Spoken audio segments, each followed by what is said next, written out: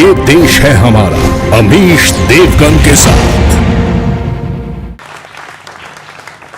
नमस्कार व्यूअर्स, मैं हूं अमीश देवगन और आप देख रहे हैं देश का सबसे लोकप्रिय वीकेंड का कार्यक्रम ये देश है हमारा। और इस हफ्ते ये देश है हमारा में इस बड़ी पब्लिक डिबेट में बात होगी चुनाव की, चुनाव के नतीजों की, इसके इंपैक्ट अर्थात असर की, क्योंकि चंद दिनों में जम्मू कश्मीर और हरियाणा की जनता का फैसला हम सबके सामने होगा। इसके बाद बारी होगी महाराष्ट्र की, क्योंकि चुनाव आयोग कह चुका है कि महाराष्ट्र में 26 नवंबर से पहले विधानसभा चुनाव हो जाएगा और झारखंड में भी 15 नवंबर के बाद चुनाव होने की पूरी उम्मीद है। लेकिन चुनाव के बीच जाति से लेकर धर्म तक का मुद्दा बहुत गर्म है। महाराष्ट्र की सरकार ने गाय को राज्यमाता घोषित किया है, तो इस पर पॉलिटिक्स भी खूब हो रही है। उधर कांग्रेस के एक बड़े नेता कह रहे हैं कि ब्राह्मण होने के बावजूद सावरकर बीफ खाते थे। इतना ही नहीं, देवेंद्र फडणवीस ने कहा है कि लोकसभा चुनाव में वोट जिहाद हुआ था। तो अजीत पवार कह रहे हैं कि वो 10% अल्पसंख्यक उम्मीदवारों को टिकट देंगे जो बीजेपी के साथ है। लेकिन इस सियासत के बीच हरियाणा से झारखंड तक भारतीय जनता पार्टी कांग्रेस और दूसरे विपक्षी दलों को भ्रष्टाचार पर घेरने में जुट गई है। लेकिन बड़ा सवाल है कि इस चुनावी दौर में हवा का रुख किस ओर है। आज जनता जनार्दन के बीच, मेरे युवा मित्रों के बीच, देश की जनता के बीच, देश की सबसे बड़ी पॉलिटिकल बहस, चुनावी शोर, हवा किस ओर।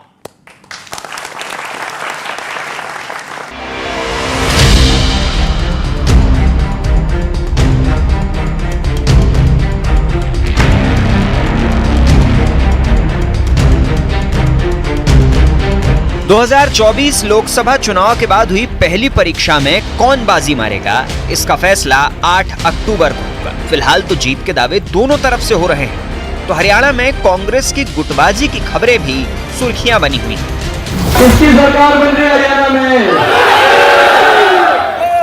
घुमा दिया सिस्टम। 8 तारीख को भारतीय जनता पार्टी एक तरफा सरकार बना रही है। पार्टी के लिए तो काम सब कर ही रहे हैं नीचे जमीन पर, ठीक है।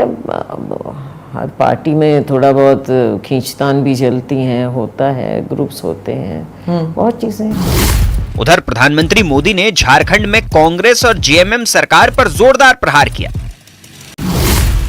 झारखंड सरकार झारखंड के विकास को पटरी से उतारने में लगी है।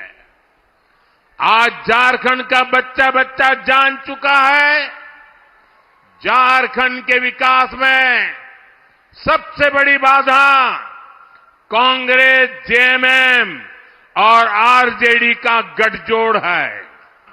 भ्रष्टाचार को खत्म करने के लिए परिवर्तन। इस बीच दिल्ली से मिले ड्रग्स के मुद्दे पर गृहमंत्री अमित शाह ने कांग्रेस को घेरा। गृहमंत्री ने लिखा कि ड्रग्स की 5,600 करोड़ के खेप में कांग्रेस नेता की संलिप्तता बेहद खतरनाक। कांग्रेस युवाओं को ड्रग्स की अंधेरी दुनिया में ले जाना चाहती है। उनके इरादों को मोदी सरकार कभी पूरा नहीं होने देगी। जहां जहां कांग्रेस की सरकार रहती है, बताओ वहां ड्रग का धंधा बढ़ता है कि नहीं बढ़ता है? ये चिट्टे का काम बढ़ता है कि नहीं बढ़ता है? और आप लोगों ने देखा कि नहीं देखा कि नेता भी संलिप्त हैं? वहीं महाराष्ट्र में देवेंद्र फडणवीस ने वोट जिहाद का मुद्दा उठाया। इसके तुरंत बाद अजीत पवार ने अपने हिस्से की सीटों में से 10% अल्पसंख्यकों को देने का ऐलान कर दिया। तो वीर सावरकर का मुद्दा भी वहां गरमाया हुआ है। कर्नाटक कांग्रेस के नेता दिनेश गुंडू ने दावा किया कि सावरकर गौहत्या के खिलाफ नहीं थे, वो बीफ भी खाते थे। लेकिन आज का सबसे बड़ा सवाल है कि चुनावी लड़ाई में कौन किस पर भारी पड़ेगा और क्या इन चुनाव के नतीजों का असर भारत की राजनीति की नई दिशा तय करेगा। आज की चर्चा के बड़े मुद्दे क्या हैं? चुनाव है इसलिए जाति और धर्म का टकराव है। दूसरा बड़ा मुद्दा हरियाणा और जम्मू कश्मीर के नतीजों का असर उत्तर भारत और पूरे देश की राजनीति पे पड़ने वाला है। यह दूसरा बड़ा मुद्दा। वोट बदलाव पे पड़ेगा या भ्रष्टाचार के मुद्दे पर, यह तीसरा बड़ा मुद्दा। यह है आज के बहस के बड़े मुद्दे। जोरदार तालियों से अभिनंदन है मेरे आज के मेहमानों का। मेरे साथ आज अनुराग भदौरिया हैं, जो कि समाजवादी पार्टी के नेता प्रवक्ता हैं, शहजाद पूनावाला हैं, नेता प्रवक्ता हैं भारतीय जनता पार्टी के। मेरे साथ कंचना यादव हैं, नेता हैं, प्रवक्ता हैं राष्ट्रीय जनता दल की। मेरे साथ जेडीयू के नेता हैं मिश्रा साहब, उनका भी अभिनंदन है। आप तमाम लोगों का अभिनंदन है। जोरदार तालियों के साथ शुरुआत करते हैं आपसे शहजाद पूनावाला। क्या ये जो चुनावी शोर है इसमें हवा का रुख जो है वो थोड़ा मुड़ा हुआ है, आपके खिलाफ है? क्योंकि ओपिनियन पोल यही इशारा कर रहे हैं और कांग्रेस कह रही है कि इस बार हरियाणा में आ रही है हमारी सरकार, महाराष्ट्र में भी आएगी हमारी सरकार और झारखंड में भी आएगी हमारी सरकार। देखिए, यही बात उन्होंने मध्य प्रदेश के चुनाव में भी कही थी, यही बात उन्होंने छत्तीसगढ़ के चुनाव में भी कही थी, राजस्थान के चुनाव में भी कही थी, 2019 में हरियाणा के चुनाव हुए तब भी कही थी और उस समय पर भी हम जीते। क्योंकि आज मैं जनता की बात करना चाहता हूं।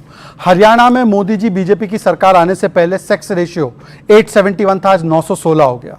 हरियाणा में पहली बार 1.5 करोड़ लोगों को आयुष्मान भारत कार्ड मिला।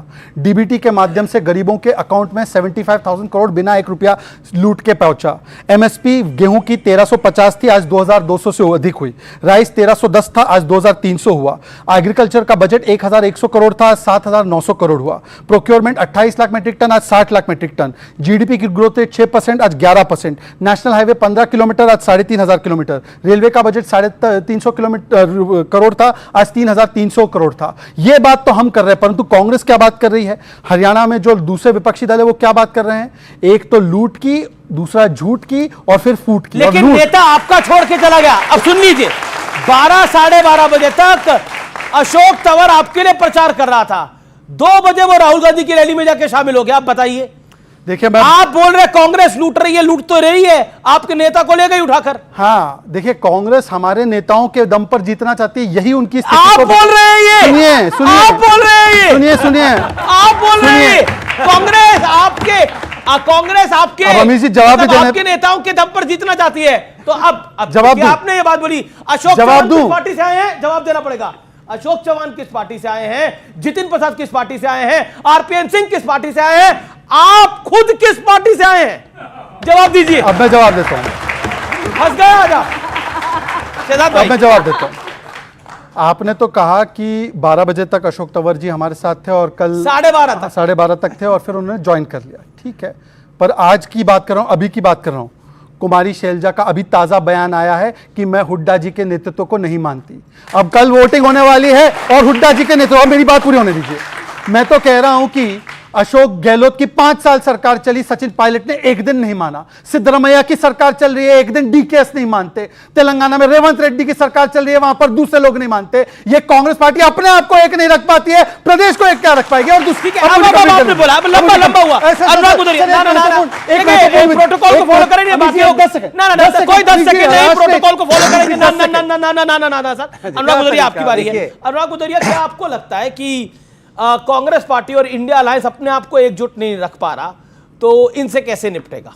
देखिए, कमाल की ये बात ओवर कॉन्फिडेंट है या कॉन्फिडेंट है? नहीं, वो जनता सब जान चुकी है इनके झूठे वादे, और कहते हैं ना वो वादों की बौछार जो लगातार करते रहते थे। ये अब वादों की बौछार पूरी कर नहीं पाते तो सबको समझ में आ गया है कि झूठे लोग हैं। और जनता भी हरियाणा की समझ गई है कि इन्होंने इतने झूठे वादे किए थे, वादे पूरे नहीं किए। तो नेता तो बहुत समझदार होता है, नेता को पता चल जाता है कि रुख किधर है। नेता समझ गया कि बीजेपी की सरकार नहीं आ रही है तो नेता तुरंत कूद के वापस अपनी पार्टी में चला जा रहा है। यही कहते थे ना, जब इनके दल में नेता आते थे तो कहते थे भारतीय जनता पार्टी इतना बढ़ रही है, लोगों में भारतीय जनता पार्टी पर विश्वास बढ़ रहा है, इसलिए लोगों की अंतरात्मा बदल जा रही है। और ऐसी अंतरात्मा बदलती थी, इनके पास चले जाते थे सत्ता के लालच में। आज अंतरात्मा फिर बदलने लगी है, फिर अंतरात्मा बदलती है क्योंकि उनको लग रहा है बीजेपी की सरकार आ रही है, कांग्रेस की सरकार आ रही है तो कांग्रेस के साथ चली जा रही है। बीजेपी की सरकार बोल गए, अंतरात्मा सिर्फ सत्ता के साथ बदल रही है, ये समझने की कोशिश कीजिए आप। अब चूंकि वहां पे इंडिया गठबंधन की सरकार आ रही है, अब इंडिया गठबंधन की सरकार आ रही है तो नेता कूद के वापस चले जा रहे हैं अपने जो सरकार आ रही है उसमें। अब सवाल इनका इतना था, इन्होंने सारे के सारे नेता तोड़े थे, पूरी भारतीय जनता पार्टी कांग्रेस युक्त हो गई थी। अब वो आपके भी युक्त हैं, कुछ आपके भी गए हुए हैं। नहीं, मेरी बात वो भी नहीं। सब देखिए, ये सब कहीं ना कहीं भागेंगे, कहेंगे ना कि जब सत्ता चली जाएगी तो इनको खोजना पड़ेगा, कहां चले गए, बीजेपी के नेता ही नहीं मिलेंगे। फिर एक आध कोई बीजेपी के नेता मिलेगा, उनसे पूछेंगे जाके कैसे होता था, ठीक है, सब चले गए सब। तो हमके जब चले गए तो तुमने लिए क्यों थे उनको? अब सत्ता की लालच में आए थे, नहीं माने, सत्ता की लालच में ले लिया, अब हम अकेले हैं। तो ये अकेले ही बचेंगे, क्योंकि आपने अगर जनता की बात की होती ना और हिंदुस्तान के हिंदुस्तानियों की आपने तकलीफ समझी होती और आप समझते सच्चाई पे चलते, आप उनके असली मुद्दों पे चर्चा करते, तो आज जनता आपके साथ खड़ी होती। आपने जनता के साथ सिर्फ धोखा किया है, सिर्फ आपको झूठे वादे किए हैं, आप सिर्फ धर्म और जात की राजनीति में जनता को उलझा के रखना चाहते हो। मेरा एक सवाल एक सीधा सा है, सुबह होते ही एक मेरी बात हो जाए, मेरी बात हो जाए, सुबह होते ही कुदाल फावड़ा लेके किसान खेत में चला जाता है, अपना हथौड़ी छेनी लेके हमारा मजदूर निर्माण कार्य में लग जाता है, छात्र अपना बैग लेके कॉलेज चले जाते हैं, युवा अपना टिफिन उठा के अपने रोजगार की तलाश में रोजगार पे चला जाता है। फिर ये कौन लोग हैं, कहां से आते हैं, जो सुबह से लेकर शाम तक हमारे समाज के अंदर में जहर का नफरत घोलते हैं और फिर शाम को उसको टीवी पे परोसते हैं? ये कौन लोग हैं जो हमारे देश के अंदर में नफरत की आग लगाने वाले लोग हैं? पूरा हिंदुस्तान अपने काम में व्यस्त है। अगर ये वही लोग हैं जिनको सत्ता की लालच है, जिनको सिर्फ सत्ता चाहिए, किसी कीमत पर चाहिए, चाहे देश में नफरत हो तो हो, हम आपस में लड़े तो लड़े, लेकिन उनको सत्ता से प्यार है। अनुराग शांति। ओके शहजाद, आप लोग नफरत फैला रहे हैं, ये राहुल गांधी भी कह रहे हैं, अनुराग भदौरिया भी आप कह रहे हैं। मैं जवाब पूरा दूंगा, और मैंने अनुराग जी की बात में एक भी बार डिस्टर्बेंस नहीं किया। मैंने अपने ओपनिंग वक्तव्य में, जो इनसे छोटा था, उसमें मैंने 15 पैरामीटर्स गिनवाए कि 2014 से पहले हरियाणा क्या था और 2014 के बाद हरियाणा क्या है। ये कांग्रेस के साथ लड़ रहे, ये अपने 10 साल के, मतलब हुड्डा जी के 10 साल के गिनवाते। जनता की बात मैं कर रहा हूं कि जनता की बात ये कर रहे। दूसरी बात, मैं इनसे सिर्फ इतना पूछना चाहता हूं, उन्होंने बोला फावड़ा लेकर कोई जाता है, कोई ये लेकर जाता है, वो लेकर जाता है। आज से आप लोगों को लोटा लेकर जाना है, क्योंकि कांग्रेस ने अभी हिमाचल में टॉयलेट पर टैक्स लगा दिया। भाई बताओ, वादे ऐसे कि पानी का दाम कम कर देंगे, पेट्रोल का दाम कम कर देंगे, पेट्रोल, डीजल, दूध, पानी, स्टैंप ड्यूटी, यहां तक कि 25 रुपया प्रति महीना टॉयलेट का देना पड़ेगा। मतलब कि आपकी सरकार को फ्लश करने वाले हैं, आप देख लीजिए गार्ड बांधकर। तीसरी बात, अब मैं बताना चाहता हूं कि युवाओं की बड़ी बात करते हैं। कल एक बड़ी घटना हुई दिल्ली में, 5,000, प्लीज मैंने आपके पीछे नहीं बोला, लेकिन हिमाचल की सरकार में क्लैरिफिकेशन दे दूं, हिमाचल प्रदेश की कांग्रेस सरकार ने इसको डिनाई कर दिया है, कहा ये गलत बात है। ओके, आपने बोला 1.5 मिनट बोला, उससे पहले आपने 2.5 मिनट बोला। ऐसा है, इन्होंने भी 2.5 मिनट बात समाप्त कर रहा हूं। अमित जी आज ऐसा मत कीजिए।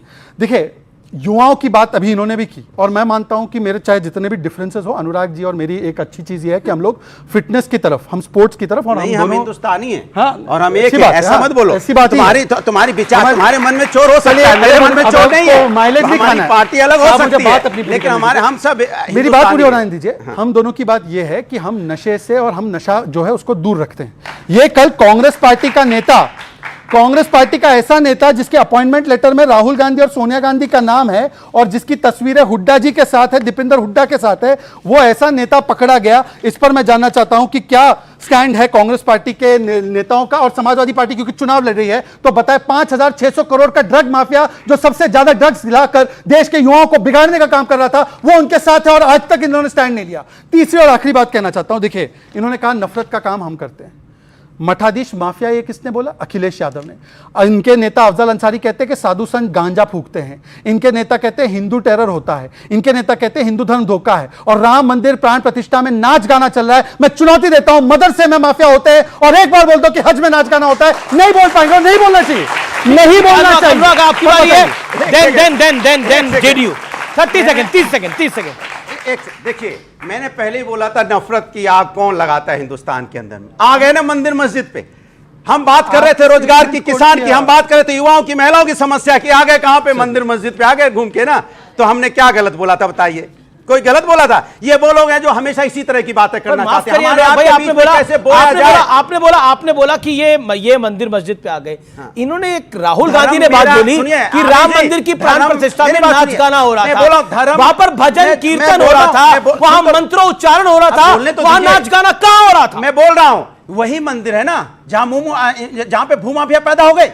प्रभु राम की जमीन में भूमाफिया पैदा हो गए, मंदिर में भूमाफिया पैदा हो गया बोल रहे हैं। इसको प्रभु की जमीन पे बात होने दो, संशोधन कर लेंगे वो।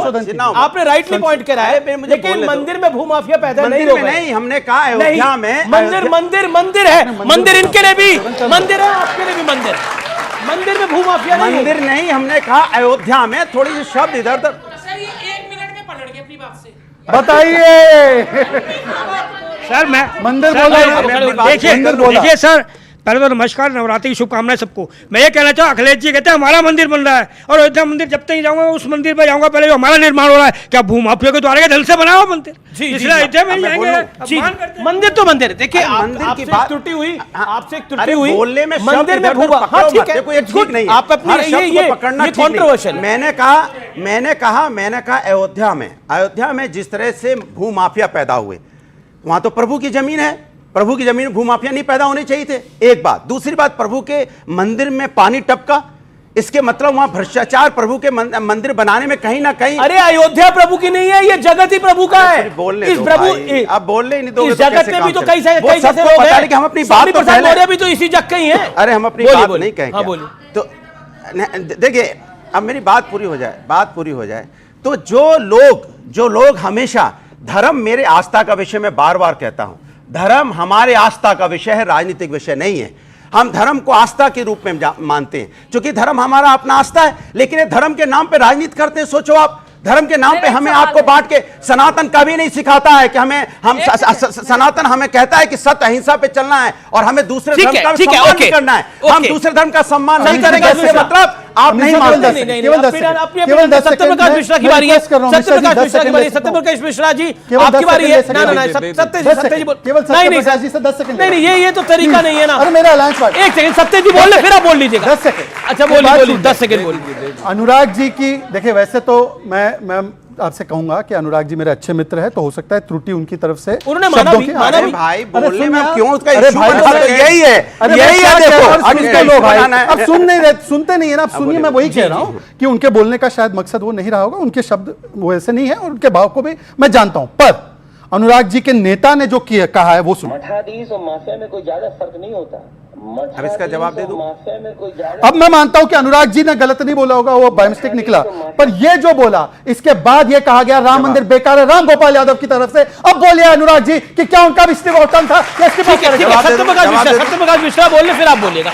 सत्य जी देखिए, ये चुनाव का आलम है और कांग्रेस को लग रहा है कि इस बार जनता जनार्दन बीजेपी को छकाएगी, हरियाणा में तो और जम्मू कश्मीर में।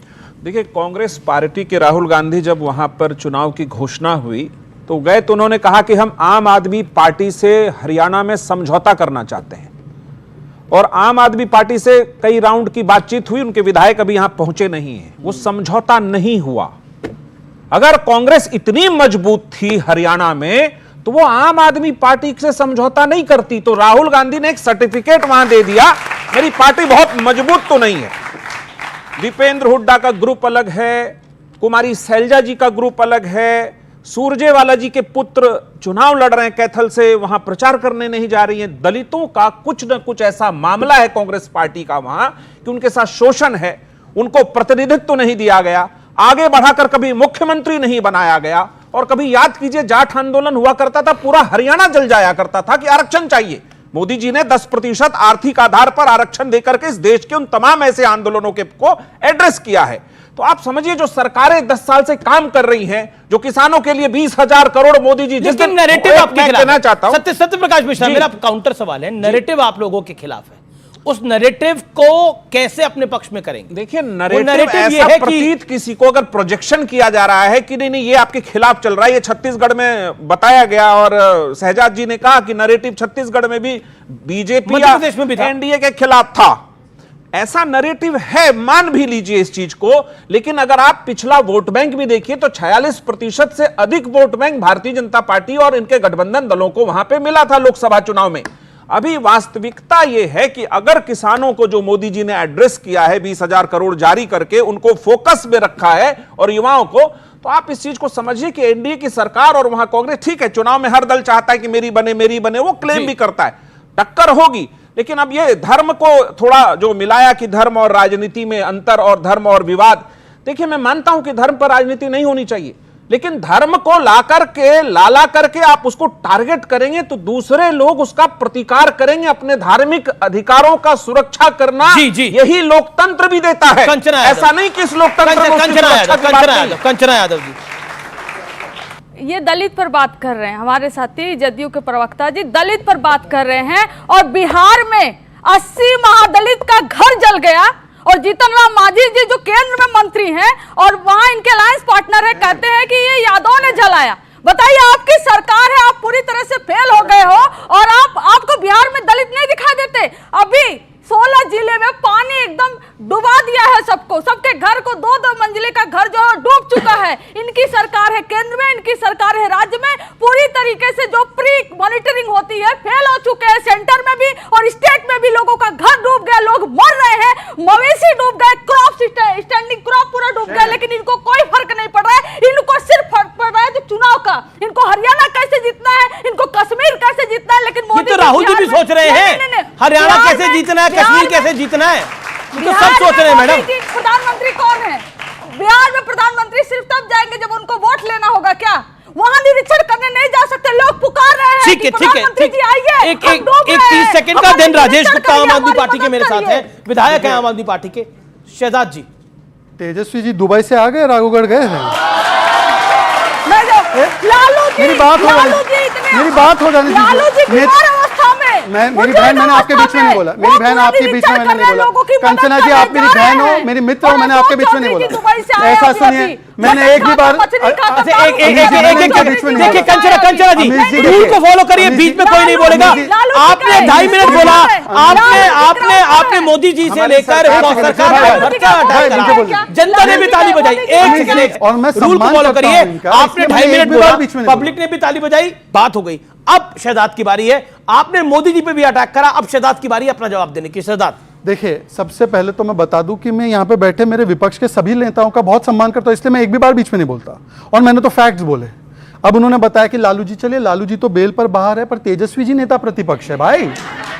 एनीवे, मैं उसमें नहीं जाना चाहता। सुन लीजिए कंचना जी, आप मेरी मित्र भी हैं, इसका लिहाज रखिए। नहीं, इसका मतलब झूठ बोलेंगे? चलिए, मैं झूठ तो बेल पर नहीं है बाहर। सुन लीजिए, अब दूसरी बात, इन्होंने दलितों के विषय में बात की। मैं इनसे ही पूछना चाहता हूं कि दलितों की इतनी चिंता है, तो आपको मैं केवल पहले एक चीज क्लियर कर दूं अमित जी, आपके शो के दर्शकों के सबसे मेन पॉइंट, ये वैसे 1, 2, 3 तीनों क्लेम करेंगे इंडिया अलायंस, पर हरियाणा में ये और कांग्रेस इंडिया अलायंस है, वो अलग लड़ रहे हैं। तो असली तेजा कौन है? ये बोलेगा तेजा मैं हूं, वो बोलेगा नहीं तेजा मैं हूं। ये असली इंडिया तेजा कौन है? तय करो, ये असली तेजा कौन है? असली तेजा कौन है? दूसरी बात, आप समझे ना, समझ गए आप लोग? असली तेजा कौन है? ये असली इंडिया ये है या असली इंडिया है?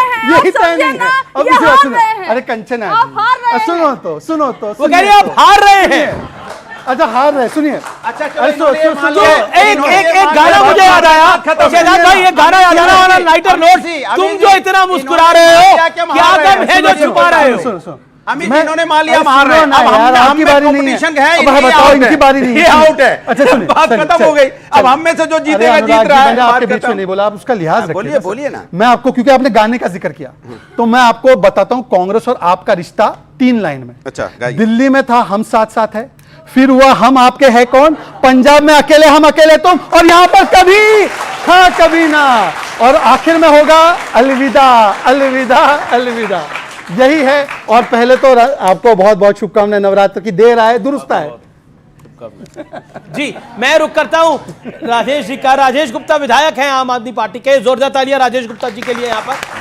राजेश जी, प्रश्न ये है कि ये जो रायता फैला है हरियाणा के अंदर, मतलब राजनीतिक रायता, वो रायता आपको सिमटता हुआ दिख रहा है, या आपको लगता है कि इस बार जैसा कांग्रेस कह रही है कि आप वोट कटवाएं वहां पर, और वोट कटवा होकर आप बीजेपी को लाभ पहुंचाएंगे? देखिए, मुझे लगता है कि रायता तो अब फैलने वाला है। जब रिजल्ट आएगा तो रायता फैल भी चुका है। क्या रिजल्ट आएगा बताइए? दूध फट गया है। अब आप उसको जो मर्जी कहिए, लेकिन इनका काम बहुत खराब है।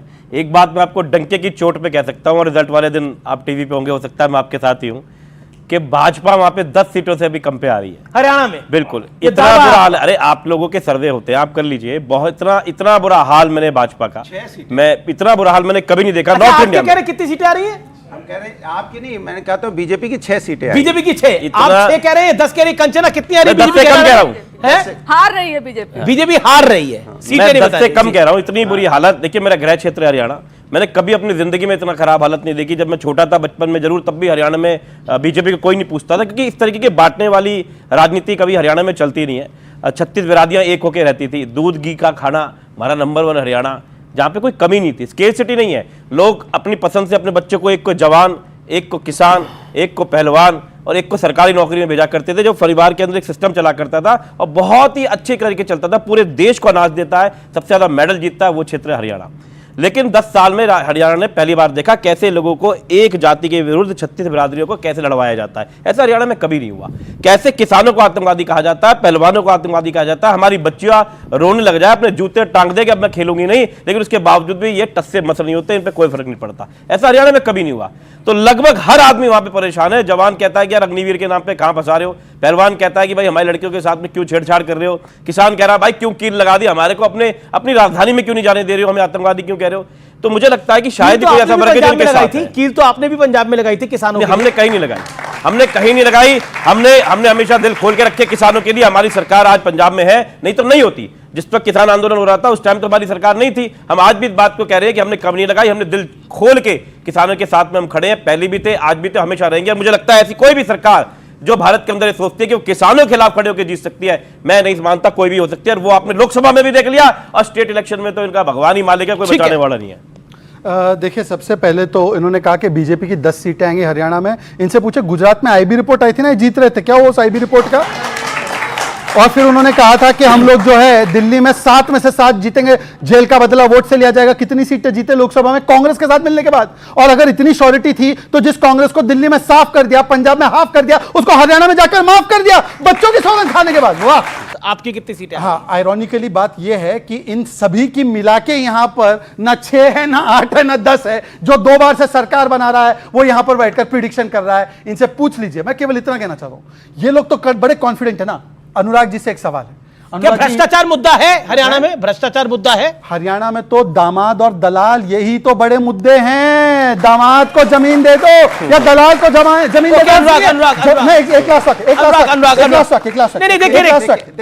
ये तरीका, ये हमेशा आप लास्ट बोलते हो। सवाल है, भारतीय जनता पार्टी के पास जनता की बात करने का कुछ नहीं है। व्यक्तिगत हमले कर लो, दामाद दलाल, ये शब्द इनको बड़े शूट करते हैं। इनको लगता है यही सब बोल के हम जीत जाएंगे, लेकिन हिंदुस्तान की जनता समझ गई, इनको समेट दिया 240 में, सत्ता के बाहर कर दिया, फिर जुगाड़ बनाए किसी तरह से बैठे हैं। अब बाहर कर दिया 240 में तो समेट दिया। अच्छा, पूरे इंडिया की सीटें कितनी है? पूरे इंडिया की सीटें कितनी है? 400 पार, अटक गए 240 पे। 272 चाहिए होते, सुन लीजिए 272 चाहिए होते हैं तो बैसाखी पे तो टिके हो ना किसी तरह से। एक मिनट, ये बैसाखी बगल में। अगर आपने जनता की बात की होती तो आज आपको इतना हल्ला नहीं बचाना पड़ता, व्यक्तिगत हमले नहीं करना पड़ता। कौन दुबई से आ रहा है, कौन दुबई जा रहा है, कमाल है। 1,68,000 कराने जा रहा है, मोदी काशी में जीते तो वो जीत रही है। 1,72,000 से एक सेकंड, नहीं मेरी बात पूरी है, ये बहुत गंभीर बात है। नहीं कोई व्यक्ति अपने डॉक्टर को दिखाने जा रहा है, कोई बच्चों से मिलने जा रहा है, आप उसका राजनीतिक इश्यू बनाते हैं। मेरी बात समझ में नहीं आता। आप सिर्फ व्यक्तिगत हमले करके आप जनता को गुमराह करना चाहते हो, लेकिन जनता अपने मुद्दों पे टिकी हुई है कि जनता के मुद्दों पे आप बात नहीं करना चाहते, इसलिए जनता आपको सत्ता से आउट कर रही है। ठीक है, you made your point. Okay, कुल मिलाकर अगर हम देखें तो अनुराग जी का कहना है कि बीजेपी सत्ता में नहीं आई है, ये तो बैसाखियों के सहारे है। और इस पर आपके विचार क्या है? नहीं, ये तो बार बार ये कहते रहते हैं, अपने मन को बहलाते हैं। वो चुनाव पूर्व का गठबंधन था। हम बड़े लोग, हमने अपनी मेहनत करी थी तो हमने सोचा कि हम थोड़ा सीट का आंकड़ा बड़ा रखें और उसमें हम बहुमत में सत्ता में आए। और पूर्व चुनाव का गठबंधन जनता दल यूनाइटेड और चंद्रबाबू नायडू जी की पार्टी तेलुगु देशम का था और उसने सरकार बनाया और चला रही। इनको जनता का मुद्दा दिखता नहीं, नो चश्मा पहना सत्ता का, कैसे कहां से कैसे घुस जाए अनुराग भदौरिया कि कोई सत्ता मिल जाए। आपको जनता का मुद्दा, आपको जनता का मुद्दा दिखता नहीं है कि 20,000 करोड़ रुपए अगर किसान निधि फंड में, अरे यार बोलने नहीं देंगे अब आप, क्योंकि तीर मैंने मार दिया सही जगह पे, आप तिल मिलाएंगे। अगर प्रधानमंत्री शपथ लेते ही 20,000 करोड़ किसानों के लिए जारी करता है तो वो जनता का मुद्दा है या नहीं है? इसका जवाब देंगे आप? कहां? क्या मजाक कर रहे हैं? क्या देश में हुआ? हम क्या करें? अरे एमएसपी की गारंटी मिल गई क्या? आंख बंद कर लेते हैं, आपको अखिलेश जी दिखते हैं, उसके अलावा कुछ नहीं दिखता, जनता का मुद्दा नहीं दिखता। अगर भारतीय जनता पार्टी ने इस देश के विकास दर को और इसके इकोनॉमी को दुनिया के 5वें पायदान पर खड़ा करने की कोशिश की और करके दिखाया दुनिया में, आपको जनता का मुद्दा और भारत का गौरव नहीं दिखता। एक तस्वीर आ रही है, राजेश गुप्ता, अरविंद केजरीवाल जी ने सीएम आवास खाली कर दिया है। अब वो राज्यसभा सांसद अशोक मित्तल के घर में शिफ्ट हो रहे हैं, वो अपने परिवार के साथ बाहर जा रहे हैं। ये एक तरह से बीजेपी कह रही है ये सब नौटंकी है, सब नाटक है, सब ड्रामा है, वही रिपीट टेलीकास्ट हो रहा है जो 10 साल पहले हुआ था। देखिए अब क्या उम्मीद करते हैं बीजेपी से, ये जो करें, जब आचार संहिता लग जाए उसके बाद में भी ड्रामा करें, 24 घंटे में टीवी पे आने की प्लानिंग करें। कल मैंने एक माता रानी की बहुत खूबसूरत तस्वीर देखी, लेकिन पहली बार मंदिर में पीछे से देखी। माता रानी खड़ी है, सामने मोदी जी खड़े हैं, कैमरा पीछे है। अरे भगवान को देख लो यार। तो अपनी फोटो को दिखाने की इतनी भूख थी कि बस अपना चेहरा दिखाई देना चाहिए, चाहे भगवान की उसमें पीठ ही क्यों ना दिखाई दे जाए। मैं समझता हूं मैंने अपने जीवन में कभी नहीं देखा। हम लोग बहुत ज्यादा पूजा करते हैं, मैं कल भी वर्ती था, चाहे 2 रखे चाहे सारे व्रतम रख लें, मैंने ऐसा कभी नहीं देखा ऐसी पूजा को होते हुए। अक्सर जब हम फोटो भी खिंचवाते हैं तो भगवान के चेहरे को सामने रखते हैं। और जो इन्होंने कहा, शहजाद भाई कह रहे थे कि दिल्ली के हमारी कितनी गुजरात में सीट आई। अरे गुजरात में तो हम पहली बार लड़ रहे थे, 5 सीटें ले आए, 14% वोट लेके आए। 10 साल पुरानी पार्टी एक राष्ट्रीय पार्टी बन गई। आपने देखा पंजाब के अंदर 92 सीट 117 में से आ गई। दिल्ली में 3 बार से सरकार बना रहे हैं। आपकी कितनी सीटें आई दिल्ली के अंदर बताओ? आपकी पिछली बार जब सरकार बनी तो 3 इनके विधायक थे, एक ऑटो में बैठ के आ जाया करते थे। अब ज्यादा हो गया है, अब एक मिनी बस में बैठ के आ जाते हैं। 8 विधायक है। दिल्ली के नगर निगम में 1 साल तक चुनाव नहीं कराया, चुनाव को लगातार लेट कराते रहे। उसके बाद में दिल्ली के नगर निगम के अंदर भी भाजपा हार गई। और आज भी आप देखिए कि सुप्रीम कोर्ट ने इसको रोका है कि जबरदस्ती उसके अंदर चुनाव करा रहे थे कि कैसे भी करके स्थायी समिति का एक मेंबर बन जाए। हरियाणा में आपकी कितनी सीटें आ रही हैं? हरियाणा के अंदर मैं आपको एक बात बता रहा हूं, देखिए जैसे कि अरविंद केजरीवाल जी ने कहा कि हमारे के साथ में मिलकर ही वहां पे सरकार बनेगी, हमारे बिना सरकार नहीं बनेगी। और एक बात बिल्कुल गारंटी से है कि किसी भी हाल में भाजपा की वहां सरकार नहीं आ रही। 10 से भी कम सीटें आएगी। मैंने कहा मिलकर आ सकती है, मिलकर आ सकती है। ओके अमीर जी, देखिए वैसे तो एक मैं वीडियो दिखाना चाहता हूं। इन्होंने तो ऐसे ही बोल दिया, मैंने इनकी बातों का यकीन किया। ये मनीष सिसोदिया जी, ये एक प्रोग्राम में गए, अब इन्होंने बोला ये पूजा पाठ वाले हैं। मनीष सिसोदिया को टीका लगाया और देखो कैसे टीका लगाने के बाद तुरंत कपड़े से वो टीके को साफ करते। देखिए अब देखिए, जूम करके देखिए, ये देखा, ये है मनीष सिसोदिया। ये हम, अब मैंने बीच में नहीं बोला, ये वही मनीष सिसोदिया जी है।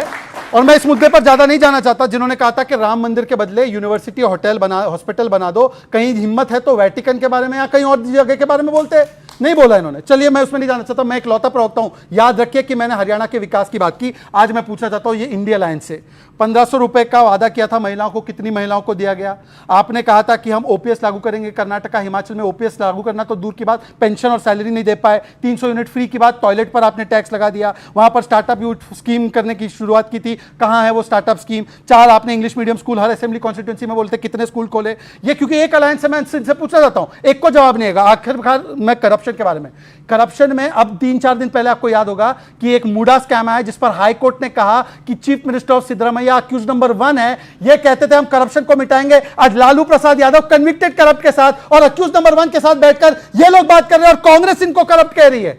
ये कांग्रेस ने कहा कि ये केजरीवाल के शराब वाले बताइए, ये उनके साथ है। इलेक्ट्रल बोर्ड का पैसा खाने वाले, दुनिया भर का पैसा खा के, जो सुप्रीम कोर्ट ने खुद का हफ्ता वसूली करके दुनिया से पैसा लिया, जिसको मेन अक्यूज बताते थे, साउथ का किंगपिन बताते थे, उसे 5 करोड़ लेके जमानत दे दी और बाद में 55 करोड़ रुपए इलेक्ट्रल बॉन्ड के नाम के लिए इनकम टैक्स के छापे पड़वाते। पहले कहते 70,000 करोड़ की करप्टेड पार्टी अपनी पार्टी में ज्वाइन करा लेते हो। यार तुम हमें ज्ञान दोगे? तुम्हारे पार्टी के राष्ट्रीय प्रवक्ता टीवी में पैसे लेते पकड़े गए, आज तक किसी पार्टी में ऐसा नहीं हुआ। तुम हमें ज्ञान दोगे? तुम करप्शन की बात बताओगे जिन्होंने खुलेआम गदर मचाया हुआ है। अगर बंगारू लक्ष्मण पकड़े गए तो बीजेपी ने उनको बाहर का रास्ता किया, वो कन्विक्ट हुए, वो जेल में गए। बंगारू नहीं हुआ। अगर पकड़ा गया, मेरा प्रश्न ये है कि आपकी पार्टी में भी अगर कोई करप्शन का मामला सामने आया तो आपने क्या कार्रवाई करी है? आपने तो उसको सेलिब्रेट करा जब वो बेल पे छूट के आया। भाई आप भूल रहे हैं, हमारी पार्टी के अंदर जब भी करप्शन का मामला आया, हमारे दिल्ली के मंत्री थे, केजरीवाल जी ने खुद सीबीआई के अंदर वो केस दिया और उनको वहां से हटा दिया। पंजाब की सरकार बनते ही पीडब्ल्यूडी मिनिस्टर बने, उनके ऊपर करप्शन के चार्जेस आए, उनको हटा दिया। किसी पर आरोप लगा के थोड़ी। शहजाद और सत्यप्रकाश, शहजाद पहले आप 30 सेकंड। कांग्रेस वालों ने चोरी कर रखी है, मुलायम सिंह यादव ने चोरी कर रखी है, मायावती ने चोरी कर रखी है, सबने चोरी कर रखी है। अब बताइए कि केजरीवाल जी सच बोल रहे थे तब या मुलायम सिंह ने चोरी कर रखी? मोदी जी कितनी मुलायम सिंह ने चोरी कर रखी है, हाँ या ना बताइए? मोदी जी कितनी बार कह रहे थे 70,000 करोड़ का? बताइए ना, वो मोदी जी कब बताएंगे? 70,000 करोड़ का आना है एनसीपी के लिए। अजीत पवार को अपनी पार्टी के लिए। आप तो केजरीवाल जी का बताइए ना। केजरीवाल जी ने सही बोला था कि मुलायम सिंह यादव ने चोरी कर रखी है, लालू यादव ने चोरी कर रखी है। लालू यादव जी के बारे में मैडम ज्यादा अच्छा बता देंगे। कई केसेस के अंदर उन्हें बेल भी मिली, बहुत सारे केसेस में बेल मिली, उसके बाद में छूटे, दोबारा इन्होंने केस खोला, दोबारा केस खोल के उनको बताने का काम करते हैं। मुलायम सिंह यादव के लिए यही देते फिर रहे हैं उनका पद्मश्री।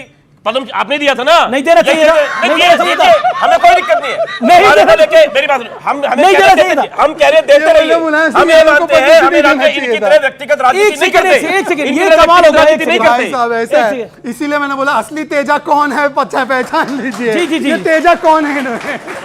लालू यादव और मुलायम सिंह, स्वर्गीय मुलायम सिंह यादव पर जो बोला गया, देखिए वो जानते हैं अच्छी तरह से कि केजरीवाल क्या बोल रहे थे। उस समय अन्ना जी के रथ पर ईमानदारी पर चढ़कर आए, सत्ता बनाई और फिर हमाम में पूरी की पूरी तरह एक बोतल दारू के साथ एक बोतल फ्री में हजारों करोड़ के घोटाले लेकर के बह गए।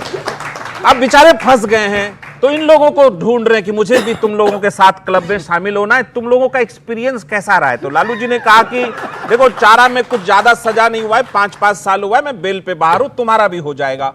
तो अभी जब बेल मिली तो उसको सेलिब्रेट कर रहे थे पटाखा चला करके, ओ देखो जी सुप्रीम कोर्ट ने हमें ना एकदम छोड़ दिया है जी, ये दिल्ली की सरकार को जेल में डाल दिया, मनीष को डाल दिया। मुझे दुख हुआ सबसे ज्यादा कि स्वाति मालीवाल को मारने पीटने वाला, एक महिला को पीटने वाले के समर्थन में दिल्ली का पूर्व मुख्यमंत्री दिल्ली की विधानसभा में कह रहा था कि विभव को भी जेल में डाल दिया। मुझे उतना दुख नहीं हुआ इनके भ्रष्टाचार से, क्योंकि मुझे मालूम है वो एक एक पाई निकाल लेगी हमारी सरकार, लेकिन एक महिला के ऊपर हमला जब होता है, वो जिस तरह से जिस दौर में वो गुजरती है, वो हम उसे वापस नहीं दे सकते। ये गलत किया केजरीवाल ने, विधानसभा को शर्मसार किया।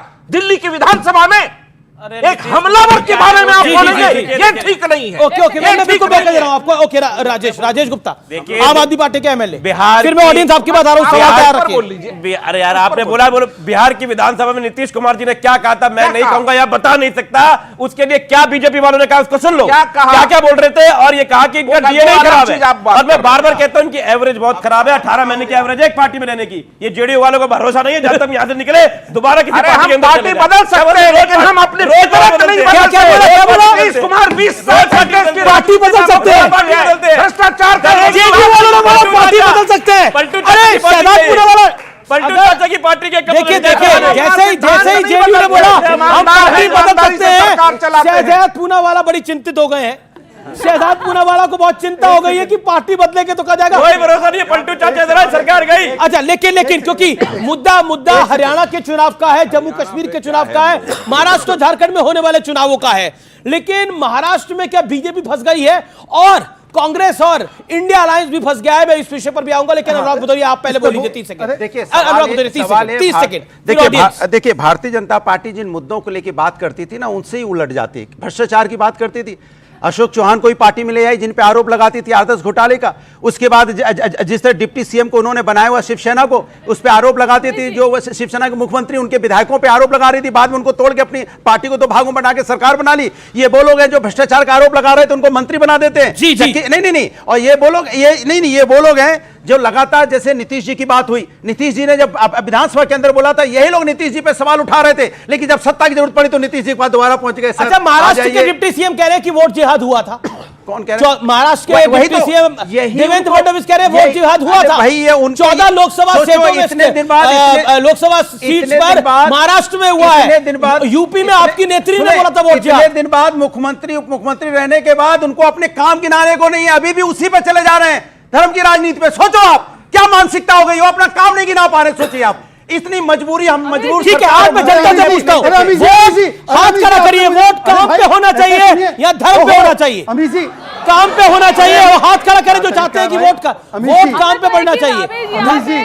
जी, मैं युवाओं से पहले जानता हूं, क्या आपको लगता है जो लोग धार्मिक बातें करते हैं, खड़े होके, क्या जो लोग धार्मिक बातें करते हैं और काम की बात नहीं करते, वो एजेंडे को डिरेल करते हैं? आपको लगता है? मुझे नहीं लगता। मेरे हिसाब से ये है कि जो आप काम कर रहे हो वही आपका रिप्रेजेंटेटिव होना चाहिए, या अदर देन कि आप ये चीज़ गिना रहे हो कि ये मुस्लिम है या हिंदू है। आज के समय में हम लव जिहाद, वोट जिहाद जैसी बातें कर रहे हैं, जबकि हमें women empowerment, education, youth education और नौकरी के बारे में बात करनी चाहिए। अब मैं आपको बताता हूँ, समाजवादी पार्टी के अध्यक्ष अबू आजमी मुंबई में, महाराष्ट्र में, पता है वो क्या बोलते हैं? सुनिए। अगर याकूब मेमन की जमानत हो गई होती तो शायद ये केस और अच्छा होता। याकूब मेमन जो कन्विक्टेड टेररिस्ट था, जिसको सुप्रीम कोर्ट ने लटकाया, मुंबई का हत्यारा, वो उसके लिए बेल की मांग करते हैं, और ये इनका अलायंस है। मोदी विरोध में आप देश शहजाद लेकिन याकूब मेमन को फांसी अब लग चुकी है इस पुराने मुद्दे को उठाकर। एक सेकंड शहजाद, मेरा प्रश्न है, याकूब मेमन को फांसी लग चुकी है इस पुराने मुद्दे को उठाकर, क्या आपको लगता है कि इस देश की जनता आपको दोबारा वोट डालेगी? देखिए मुद्दे देखिए, क्या ये मुद्दा है इस चुनाव के अंदर? मुद्दा नहीं है इस चुनाव के अंदर, मुद्दा रोजगार है चुनाव के अंदर। क्योंकि आज की तारीख में जितेंद्र अवार्ड की पत्नी ने बोला ओसामा बिन लादेन की जिंदगी से सीखना पड़ेगा कि एपीजे अब्दुल कलाम की तरह गलत बोला, कंडेम किया, तो फिर दिनेश गुंडूराव महाराष्ट्र से कोई लेना देना नहीं। वो कहते हैं सावरकर जिसको इंदिरा गांधी जी ने माना था वो फंडामेंटलिस्ट था और जिन्ना फंडामेंटलिस्ट नहीं, शांति का दूत था। जिन्ना को कौन चुनाव में लड़ा है? तो ये देश है हमारा। मैं रुकूंगा एक अंतराल के लिए, लेकिन चुनावी शोर है, हवा किस ओर है, इस चर्चा को और आगे बढ़ाएंगे, क्योंकि क्या कांग्रेस का पलड़ा हरियाणा में भारी दिख रहा है? ब्रेक के बाद इसी पर होगा एक बड़ा सवाल। आप देख रहे हैं ये देश है हमारा। क्योंकि इनको यह मुद्दा सूट करता है, मुझे नहीं करता, क्योंकि मुझे तकलीफ होती है बच्चों क्यों ड्रग का मुद्दा आपको सूट नहीं करता कि बच्चा।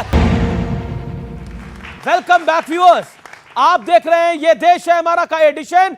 स्वागत है आपका, जोरदार तालियों से एक बार फिर अभिनंदन करिए हमारे तमाम मेहमानों का।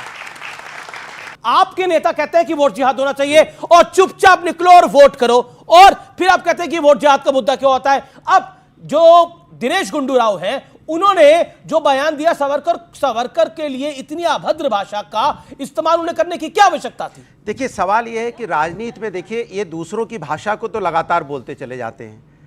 सवाल यह है कि महात्मा गांधी के हत्यारे को राष्ट्रभक्त किसने बोला? किसने बोला? भारतीय जनता पार्टी की सांसदा ने राष्ट्रभक्त बोला। क्या आपने उनके लिए कुछ किया? पार्टी से निकाला? सवाल दूसरा है, या आपकी एमपी कंगना रनावत, बहुत पुरानी बात नहीं है, किसानों के लिए क्या बोला? किसान आंदोलन में लाशें लटक रही थी, महिलाओं के साथ रेप हो रहा था, पार्टी ने उनको तलब किया, उनको डांट लगाई। बात सुन लीजिए, ये सांसद बोल रही हैं, सांसद मतलब समझते हैं आप? दिनेश गुंडूराव मंत्री और केवल सावरकर को गाली नहीं दी, उन्होंने कहा Jinnah is not fundamentalist and Savarkar is fundamentalist. और उनके एक नहीं, देवता भगवान नहीं होता, मंदिर जाने वाले लड़की छेड़ते, Hindu terror, Hindutva ISIS Boko Haram, LET से ज्यादा डेंजरस हिंदू है, 26/11 हिंदुओं ने किया, द्वारका में नाटक हो रहा है, कृष्ण जी ने अर्जुन को जिहाद सिखाया। ये सारे बयान पर एक वाक्य बताइए समाजवादी पार्टी का, एक वाक्य नहीं है, एक वाक्य नहीं। पता पास है, मैं इस बात पे क्यों नहीं जाना चाहता था, पता आपको? इन बातों पे मैं नहीं जाना चाहता था क्योंकि हमने पहले ही बता दिया था कि हम यहाँ जनता के मुद्दों पे आए। अगर ऐसे गिनाने लग जाएं तो इनके भारतीय जनता पार्टी के सहयोगी है निषाद जी, उत्तर प्रदेश मंत्री हैं, क्या बोला था उन्होंने कि प्रभु राम जो है दशरथ के बेटे ही नहीं है। मेरा सवाल है कि एक सत्य का जो सुप्रीम कोर्ट ने फैसला दिया, अगर राम टेम्पल पर भी दिया है और धारा 370 पे भी दिया है, तो उस पर तो बात रुक जानी चाहिए ना। अगर धार्मिक पुस्तक पर कोई आपत्तिजनक टिप्पणी करता हुआ पकड़ा जाता है तो वो उसी दिन समाजवादी पार्टी से निकाला जाना चाहिए था ना। आपने वो नहीं किया तो फिर दूसरे लोग भड़केंगे। हरियाणा में चुनाव किसान, पहलवान और जवान 3 मुद्दों पर चल रहा है। और किसान के मामले में चाहे जो आंदोलन हुआ, इन्होंने कील ठोका, तारे लगाए, उस पर भी जदयू ने असहमति जताई थी। चाहे पहलवान का मुद्दा हो, उस पर भी केसी त्यागी जी, इनके प्रवक्ता जो हटा दिए गए इस पर बोलने के बाद, उन्हें असहमति दिखाई थी। और चाहे पहलवान का मुद्दा हो और चाहे अग्निवीर का मुद्दा हो, सब पर इन्होंने बताया, लेकिन फिर भी यह गठबंधन में है और ये दूसरों का स्टैंड बताते हैं। और बताइए नायाब सिंह सैनी की जो भी रैली हो रही, जहां भी खट्टर जी कहाँ है? खट्टर जी का कई प्रचार कर रहे हैं, आपने देखा नहीं? तस्वीर ही नहीं है किसी भी फोटो में। ये तो ये है। और खट्टर जी का एक खट्टर जी का एक वाक्य। एनडीए गठबंधन की सरकार नहीं आने वाली है बिहार में। मैं आपको बताऊं, नहीं मुझे इन्होंने हमला किया तो थोड़ा सा बिल्कुल आपको मैं मौका दूंगा। देखिए किसान बिल पर देश का प्रधानमंत्री यदि माफी मांग चुके हो और हमारी पार्टी उस समय सदन में, आरसीपी सिंह नेता थे, सदन में किसान बिल के पक्ष में बोल करके आए थे। आइए विनेश फोगट में मैं उनका राजनीति में स्वागत करता हूं, लेकिन सवाल है कि क्या विनेश फोगट राधिका खेड़ा पर जो कांग्रेस के अंदर अत्याचार हुआ उस पर कभी बोल पाएंगी? क्या विनेश फोगट ममता बनर्जी में वहां जो डॉक्टर का रेप हुआ जिसमें कांग्रेस पार्टी चुप रही उस पर बोल पाएंगी? क्या प्रियंका चतुर्वेदी पे बोल पाएंगी? क्या स्वाति धालीवाल पर बोल पाएंगी? सवाल ये भी है। मौका दूंगा कंचना जी। ऑन एयर आपके चैनल पे राधिका खेड़ा जी के साथ मैंने स्टैंड लिया था एज ए विमन। मैंने कहा था आपके साथ गलत हुआ है, आपने, आपका स्वागत है, आपका स्वागत है, कांग्रेस नहीं कर। कंचना जी ने तो स्टैंड लिया, मैं स्वागत करता हूं, पर कैसे कंचना जब स्टैंड ले सकती है तो प्रियंका जी कठुआ के बलात्कारी के समर्थक को जब लाल सिंह को लिया जाता है वो कैसे खामोश? प्लीज मैं रिक्वेस्ट कर रहा हूं, प्लीज डोंट इंटरप्ट। कैसे कन्नौज में नवाब सिंह के ऊपर जब आरोप लगता है और बलात्कार प्रूव होता है डीएनए से, तब उस पर कैसे खामोश? केरला की सिमी रोजबेल जॉन बोलती है कास्टिंग काउच हुआ, तब कैसे खामोश? Please don't interrupt. नहीं भाई, दिस इज नॉट फेयर यार। कश्मीर के अंदर किसी भी नेता का बच्चा पत्थर नहीं मारता था, आम बच्चों से मरवाते थे और उनको ड्रग देते थे। क्या आप भी, बच्चे में ताकत कितनी होती है, कल आप भी इन बच्चों को ड्रग देकर के पत्थर मरवाएंगे? उनको पढ़ने की उम्र है, आगे उनको जिहादी बनाएंगे और आप धर्म की बात करते हो। ड्रग की बात आई तो कांग्रेस का एक नेता पकड़ा गया है और बीजेपी ने बकायदा इस पे प्रेस कॉन्फ्रेंस करी है। क्या आपको लगता नहीं है कि बहुत बड़ा मामला है ये? इस तरह से हम अगर भारतीय जनता पार्टी के नेताओं की बात करने लग जाए तो आप बताइए, हम उत्तर प्रदेश की बात अगर शुरू करते हैं, हम इधर उधर नहीं जाते, तो आपसे पूछना चाहता हूं, राम रहीम को क्या पेरोल मिलनी चाहिए? बार बार बताइए, आप मिलनी चाहिए कि नहीं मिलनी चाहिए? नहीं, अरे देश तो है। उत्तर प्रदेश की बात कर दो, जिस तरह हाथरस की घटना हुई, जिस तरह से उन्नाव की घटना हुई, मैं आपसे बात उस मुद्दों पे नहीं जाना चाहता क्योंकि इनको यह मुद्दा सूट करता है, मुझे नहीं करता, क्योंकि मुझे तकलीफ होती है बच्चों को। ड्रग का मुद्दा आपको सूट नहीं करता कि बच्चा कि ये लोग ड्रग बांट रहे हैं, ये लोग ड्रग की खेप पकड़ी गई है और एक कांग्रेस का नेता पकड़ा गया, ये मुद्दा आपको सूट क्यों नहीं करता? ड्रग के पकड़े जाना आपको सूट नहीं करता? कमाल की बात कर रहे हैं। नहीं, गलत बोल रहे हैं आप, गलत बोल रहे हैं, गलत बोल रहे हैं। नहीं, आपने बोला नहीं बोला, मुझे सूट नहीं करता। मैंने नहीं बोला है। बहुत ज्यादा बड़ा मामला है, अगर बच्चों को ड्रग्स दी जाएगी तो हमारा आगे का क्या होगा? तो वही तो मैं बोल रहा हूँ, तो ये माइक लेकर कहां भाग रहे हैं भाई? भाई जबरदस्ती क्या? लो यार, जबरदस्ती बात पकड़ रहे हो यार, बात कुछ हुई नहीं है, पकड़ लेके जा रहे हो। मैं कह रहा हूं आपने बोला ऐसे लोगों को, मैंने पहले ही बोल दिया, नहीं, मैंने पहले ही बोल दिया, ऐसे लोगों को कड़ी से कड़ी सजा मिले। एक मिनट को, आपने बोला ये हमारा मुद्दा नहीं है क्या? नफरत का हमारा मुद्दा नहीं है, आप ड्रग्स से ऐड कर रहे हो उसको। मैंने कहा नफरत का मुद्दा मेरा नहीं है। अरे बेकार की बहस कर रहे हो, ये कोई बात नहीं, सबका मुद्दा होना चाहिए। मैंने कहा नफरत का मुद्दा मेरा नहीं है, मैंने कहा उसको जेल भेजो। एक चीज आपने नोटिस की कि इनके पूरे इंडिया अलायंस में एन से नशे का कनेक्शन है, कोई शराब के नशे में है और कोई ड्रग्स के नशे में है। पर दूसरी बात, हिमाचल प्रदेश के एक मंत्री ने तो पहले योगी जी की तारीफ कर दी थी, आज दूसरे मंत्री ने भी की कि यूपी मॉडल सबसे बेस्ट मॉडल है। यह है उनके मंत्री ठाकुर साहब, एजुकेशन मिनिस्टर है, जो कह रहे हैं कि यूपी का मॉडल लागू होना चाहिए, और यह यूपी की पार्टी यूपी को गालियां देती है। यह उत्तर प्रदेश के लोगों को हर जगह जाकर गालियां देते हैं, हर जगह, और क्या अलायंस वाले भी देते हैं। नशे वाले मामले के अंदर शराब वाला नशा भी है, ड्रग्स वाला नशा भी है, बीजेपी ने आपको भी लपेट लिया। देखिए, हमने जब दिल्ली के ऊपर काम करा, शिक्षा के ऊपर, चिकित्सा के ऊपर, सुरक्षा के ऊपर काम करते रहे, हमारे को इंटरनेशनल लोग यहाँ पर देखने के लिए आते हैं कि हमारा स्कूल कैसे बना हुआ है। फर्स्ट लेडी ऑफ अमेरिका देखने के लिए आती है कि स्कूल कैसे बना, मोहल्ला क्लिनिक किसे कहते हैं।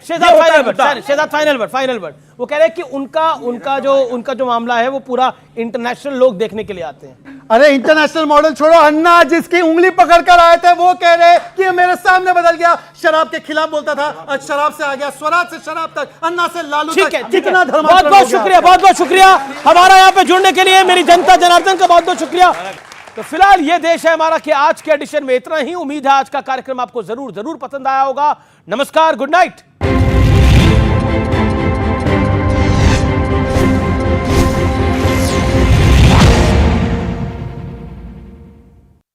आप